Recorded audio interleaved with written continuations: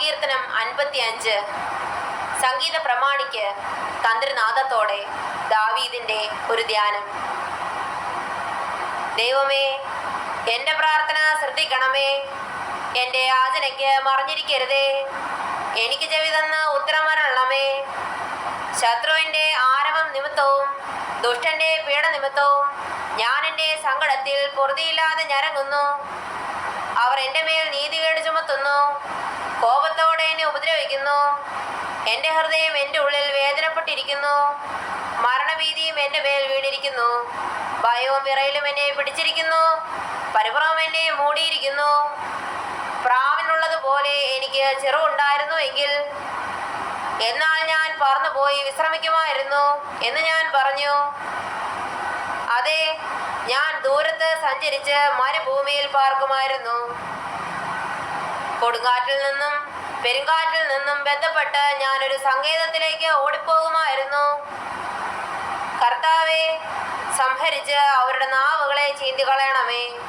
ഞാൻ നഗരത്തിൽ അതിക്രമവും കലഹവും കണ്ടിരിക്കുന്നു.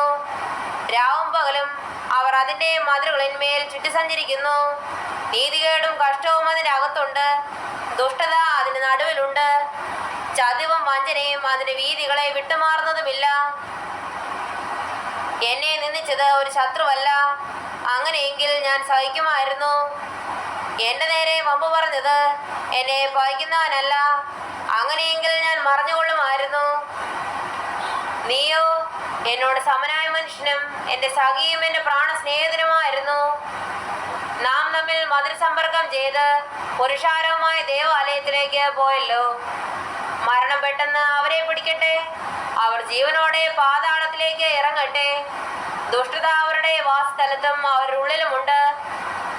ഞാനോ ദൈവത്തെ വിളിച്ചപേക്ഷിക്കും.